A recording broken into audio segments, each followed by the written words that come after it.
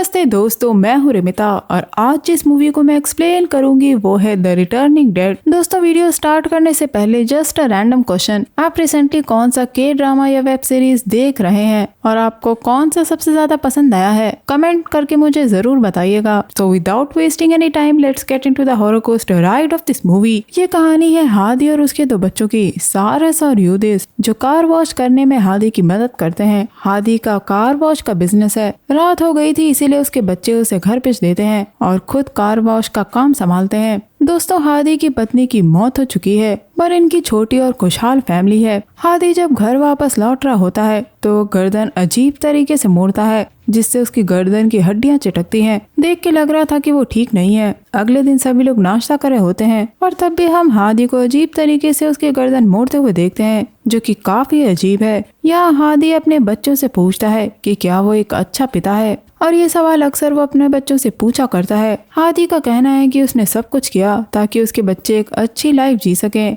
पर पहले उसका रेस्टोरेंट का बिजनेस ठप हो गया, जिसके बाद उसका हार्डवेयर का बिजनेस भी बंद हो गया और अब उसके पास सिर्फ कार वॉश का बिजनेस बचा है, जो वो अपने बच्चों के लिए छोड़ सकता है। और दोस्तों, यहाँ वो अपने बच्चों से उसकी मौत के बाद उसकी लाश को उसके बचपन के गांव में दफनाने के लिए कहता है, जहाँ वो पैदा हुआ था, और यही उसकी विल है, जिसके बारे में उसने अपने भाई सेथियो को भी बता दिया है। पर उसकी बेटी जानना चाहती है कि क्या वो अपनी पत्नी के बगल में दफनाया नहीं जाना चाहता, जिस पर हादी मुस्कुराता है। उसकी बेटी देखती है कि हादी की तबीयत आज ठीक नहीं लग रही थी, इसीलिए बच्चे उसे घर पर छोड़ के खुद काम पे निकल जाते हैं। और यहाँ हम हादी को ये कहते हुए सुनते हैं कि अभी भी टाइम है, यानी उसे पहले से ही पता है कि उसकी मौत कब होने वाली है। दोस्तों, इनकी दुकान पे ज्यादा कस्टमर्स नहीं आते थे और उस दिन एक लड़की अपनी कार वॉश कराने के लिए वहाँ आई थी, जो जानना चाहती थी कि उनकी शॉप कितने बजे तक खुली रहती है, जिस पे यूदिस बताता है कि उनकी शॉप 24 घंटे के लिए खुली रहती है। इसलिए उस लड़की ने अपने 3 और दोस्तों को बुला लिया था, जिन्हें कार वॉश करानी थी।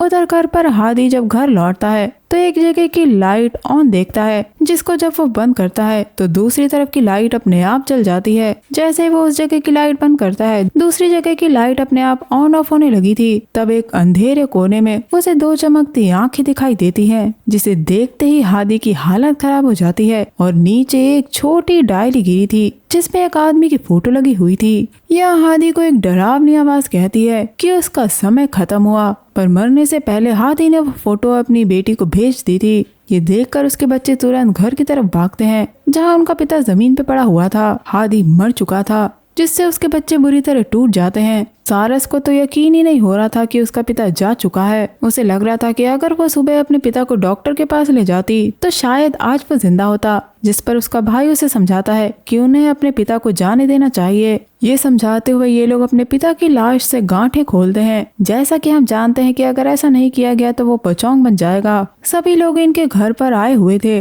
और उस रात इनका अंकल सेथियो भी आता है, यानी हादिस का भाई, जो अपने भाई को मरा हुआ देखकर काफी उदास था। वो अपने भाई को गले लगाता है और कहता है कि वो उसके बच्चों का ध्यान रखेगा। इसके बाद वो सारस से मिलता है। तब सारस उससे अपनी आंटी अंबर और कजिन दिया के बारे में पूछती है, तो पता चलता है कि वो घर पर उनका इंतजार कर रहे हैं, क्योंकि दोस्तों हादी ने उसकी लाश को उसी रात गाँव ले जाने को कहा था, जिस पर सारस साफ मना कर देती है। वो अपने पिता को अपनी माँ की कब्र के बगल में दफनाना चाहती है, ताकि वो और उसका भाई उनकी ग्रेव पे जा सके। यहाँ सेथियो सारस को समझाता है कि ये उनके पिता की आखिरी विल थी, पर सारस कुछ भी समझना नहीं चाहती थी। उसने आखिरी फैसला ले लिया था, जिसमें यूदिस भी उसके साथ था। इससे सेथियो काफी दुखी हो जाता है और वहाँ से चला जाता है। उस रात सभी लोग हादी के लिए प्रेयर करते हैं, पर लाश एकदम से हिलने लगती है, जिससे लोग डर जाते हैं। हादी जाग चुका था, जो बोलता है एक जिंदगी एक मौत, और ये कह के लाश वापस गिर जाती है और किसी को कुछ समझ नहीं आ रहा था। उस रात सारस अपने पिता की लाश को चलते हुए देखती है। उसकी आंख ठीक उसी भयानक शैतान की तरह चमक रही थी, जिसे हादी ने पहले देखा था। यहाँ वो सारस से कहता है कि ये उसकी गलती है। ये कहकर वो उसकी तरफ अटैक करने को जाता है और इस सपने से सारस की आंख खुलती है, जब वो देखती है कि उसके पिता की लाश गायब हो चुकी है।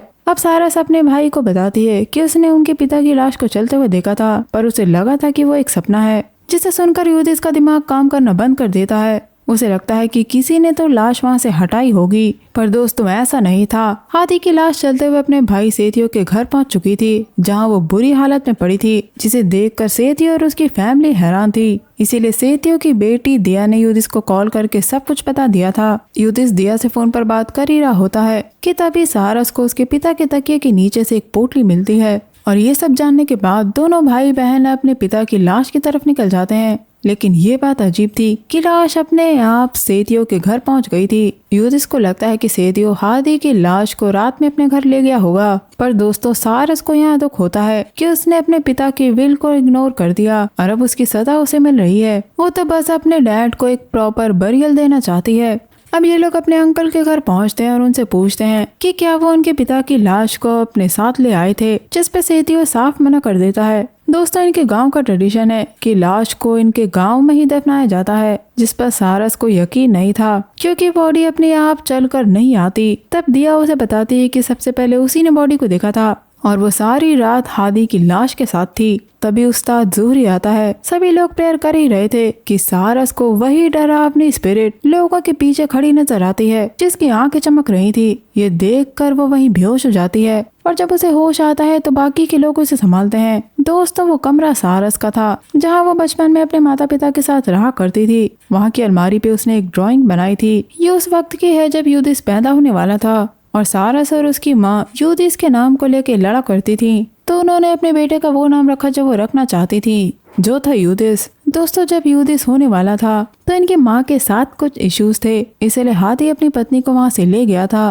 पर जैसे ही युधिस हुआ इनकी माँ मर गई, जिसका जिम्मेदार कहीं ना कहीं युधिस अपने आप को मानता है, जिसपे उसकी बहन उसे संभालती है। इनके पिता को मरे हुए 2 दिन हो चुके हैं और सारस अपने पिता को दफनाना चाहती है। अब किचन में काम करते वक्त सारस को पता चलता है कि दिया को ब्लड कैंसर है, इसीलिए वो ज्यादा चल फिर नहीं पाती। ये सुन के सारस को दिया के लिए काफी बुरा लगता है, लेकिन वो फिर भी सारस की मदद कर रही थी। उस रात सभी लोग जब लाश के लिए प्रेयर करते हैं तो सारस की आंखों के आगे अंधेरा छाने लगता है। उसे अपने पिता की आवाज सुनाई देती है जो उसे कह रही थी कि ये सब कुछ उसी की वजह से हुआ है और वो उससे मदद मांग रहा था, जो कि सारस को समझ नहीं आता। तभी हादी की लाश के मुंह से खून आने लगता है, जिसे देखकर सभी लोग डर जाते हैं। इसीलिए प्रेयर बीच में ही रुक जाती है और लाश को फिर से नहलाने के लिए ले जाया जाता है। जो आदमी लाश को नहला रहा था उसे उल्टी आ जाती है क्योंकि वो लाश के पास खड़ा नहीं हो पा रहा था। उसकी हालत काफी खराब थी। यहाँ हम जान पाते हैं कि ये सब कुछ उसी तरह हो रहा है जैसा कि राजी मान के वक्त हुआ था,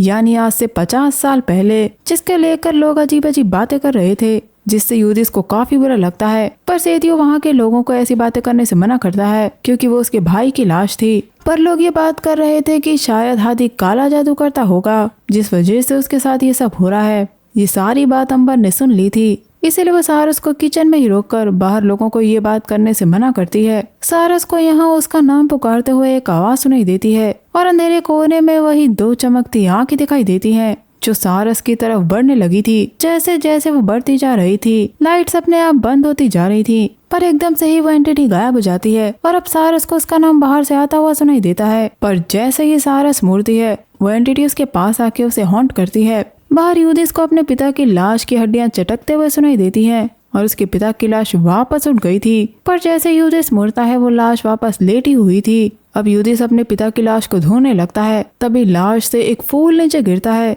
जिसे युधिस जब उठाता है तो वो देखता है कि वहाँ एक आत्मा खड़ी थी जिसके सिर्फ पैर दिख रहे थे, पर उसका धड़ उसे दिखाई नहीं देता। जब वो ध्यान से देखने की कोशिश करता है तो वो स्पिरिट उसका सर पकड़ के उसे पानी में डुबा देती है और थोड़ी देर बाद युधिस वापस आ जाता है। दोनों भाई बहन घबराए हुए एक दूसरे की तरफ भागते हैं। जब सारस अपने भाई की गर्दन पे निशान देखती है, सारी घटनाओं के बाद ये लोग सब कुछ अपने अंकल से पूछते हैं, जिस पर सेथियो बताता है कि हादी की लाश किलबॉर्न फ्राइडे को ही दफन करनी होगी, जिसके लिए अभी भी 2 दिन बाकी हैं, क्योंकि ग्रैंडपा की तरह हादी को भी चुना गया है, जिस वजह से हादी को श्राप लगा है और अगर उसे किलबॉर्न फ्राइडे को नहीं दफनाया गया तो वो श्राप युधिस और सारस में से किसी एक को लगेगा। पर सारस को इस बात पे यकीन नहीं था। तब अंबर बताती है कि इसी श्राप की वजह से उनकी माँ मरी थी। ये सुनते ही युधिस और टूट जाता है। इनके आंटी और अंकल इन्हें समझाते जा रहे थे कि किलबॉर्न फ्राइडे को लाश को दफनाना होगा, पर भाई बहन इस बात को नहीं मानते और वहाँ से चले जाते हैं। ये सब सुनने के बाद युधिस को काफी बुरा लगता है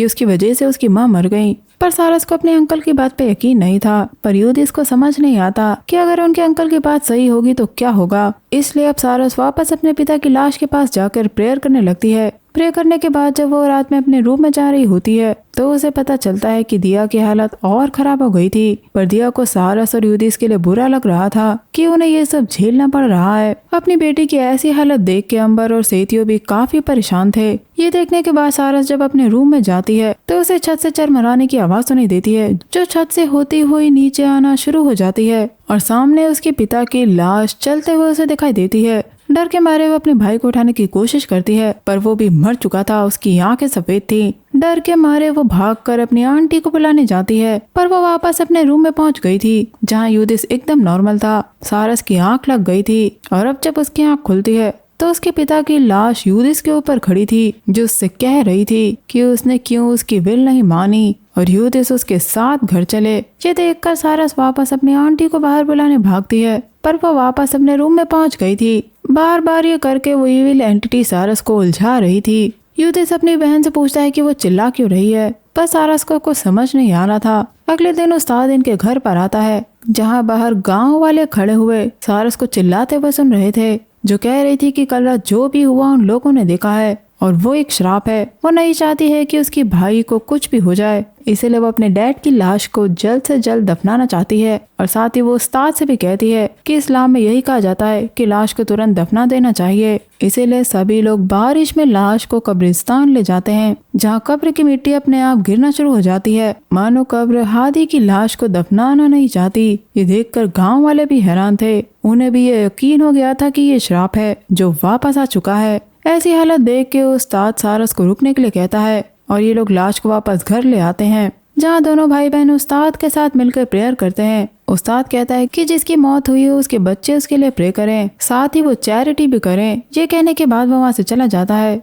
जिसके बाद रात में सेतियो इन लोगों को बताता है कि गांव वालों का मानना है कि हादी काला जादू किया करता था, इसीलिए कोई भी उसके लिए प्रे करने नहीं आया। और दोस्तों यहाँ आता है ट्विस्ट, क्योंकि दोस्तों गांव में एक सुपर नेचुरल बीइंग हुआ करता था जिसने हादी को ब्लेसिंग दी थी, और ऐसे ही ब्लेसिंग इनके ग्रैंडफादर राजीमान को दी गई थी, जिस वजह से काला जादू इनके ग्रैंडफादर राजीमान से इनके डैड हादी को ट्रांसफर हुआ। लेकिन वो ब्लेसिंग एक श्राप के साथ आई, पर आखिर वो श्राप क्या था? ये लोग ये बात कर ही रहे होते हैं कि लाइट चली जाती है, क्योंकि वो शैतान वहीं खड़ा था जो कहता है एक जिंदगी और एक मौत, और वो किसी एक को अपने साथ ले जाने आया है जो हेल फायर में जलेगा। और इसी काले जादू की श्राप की वजह से इन्हें हादी की लाश फ्राइडे किलवॉन को दफनानी होगी। पर सेतियो उस काले जादू को तोड़ने का एक तरीका बताता है, क्योंकि इनके पास ज्यादा समय नहीं था, इसलिए सारस को नहलाया जाता है और उसकी आंटी उसे एक ड्रिंक पिलाती है। पर हादी की लाश अब गायब हो चुकी थी, जो अपने आप जंगल की तरफ चली गई थी, जिसे वहाँ के गांव वालों ने देखा था। अब ये तीनों अलग अलग होकर जंगल में हर तरफ ढूंढने लगते हैं। जब सारस को उसके पिता की लाश दिखाई देती है जिसे वो फॉलो करती है,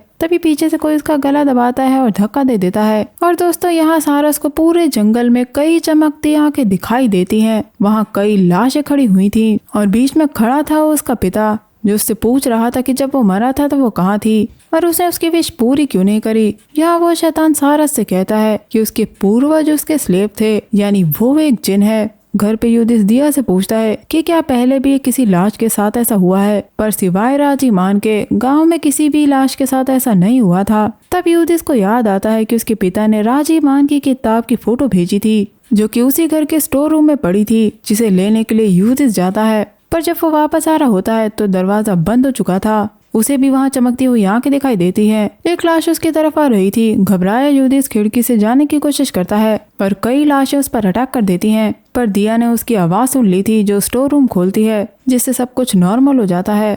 उधर घबराई सारस अपने अंकल और आंटी के पास आती है तो उसकी एक आंख काली हो चुकी थी, यानी जिन ने सारस को अपना अगला सक्सेसर चुना है। घर आने पे यूदिस अपनी बहन को अकेले में ले जाकर राजीमान और सारे रिश्तेदारों की किताब दिखाता है और बताता है कि सभी लोग सूरो 14 को मरे थे। ये बात उनके अंकल ने उन्हें नहीं बताई, लेकिन सारस अपने डैड को किलवॉन फ्राइडे को ही दफन करना चाहती थी, जैसा कि उसके पिता ने उससे कहा था। और यहाँ सारस की आवाज बदल जाती है और वो यूदिस से कहती है कि ये गलती उसकी थी। अगर वो पैदा नहीं होता तो वह अपने माता पिता के साथ आराम से एक अच्छी जिंदगी जीती। और यहाँ वो जिन यूदिस से कहता है कि उनका खून उनकी आने वाली ब्लड लाइन के लिए एक श्राप है और सब मरेंगे। ये कहकर सारस उसका गला दबाने लगती है। तब दिया आके उसे रोकती है, पर सारस नहीं रुकती।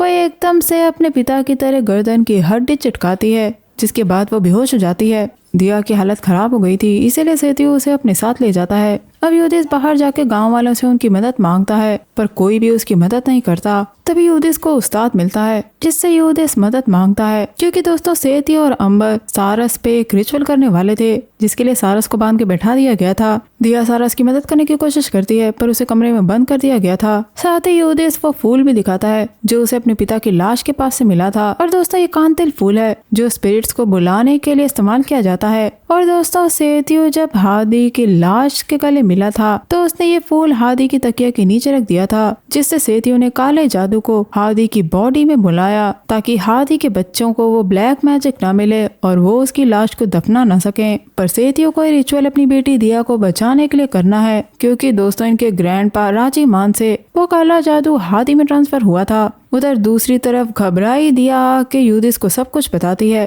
पर गांव वाले इनके रास्ते में आ जाते हैं, जो दोनों भाई बहनों को वहां से निकालना चाहते थे। पर उस्ताद उन्हें समझाता है कि उन सभी को हादी के लिए जाके प्रेयर करनी चाहिए, और इसी तरह ये लोग उसे रोक सकते हैं। उस ब्लैक मैजिक को हादी से पाने के लिए सेतु ने अपने खून को हादी के खून से मिला लिया था, और अब वो सारस को मार के ब्लैक मैजिक अपने अंदर लेने वाला था। पर वो जिन उसे रोक के उसे ही पजेस कर लेता है, जिसके बाद वो सेतु से ही उसकी पत्नी का गला दबवाता है, और अब वो सारस के अंदर चला गया था। उस समय उस्ताद युधिष और दिया वहाँ पहुंच चुके थे, जो सारस को पूरी तरह पजेस्ड देखते हैं, जिनने सेतु को आग लगा के मार दिया था। उस्ताद अब सारस को आजाद कराने के लिए प्रेयर करने लगता है, और उधर गांव वाले हादी के लिए प्रेयर कर रहे थे। युधिष और दिया सारस को होश में लाने की कोशिश करते हैं, पर युधिष जिन का गला घोटना शुरू कर देता है, और आखिरकार उस्ताद सारस को उस जिन से आजाद करा लेता है। पर अब हादी की लाश उठती है, उसकी बॉडी के अंदर अभी भी जिन था। दोस्तों इनके फैमिली के ब्लड से इन्होंने जिन के साथ डील करी थी। जिन ने हादी से जो वादा किया था वो उसने निभाया,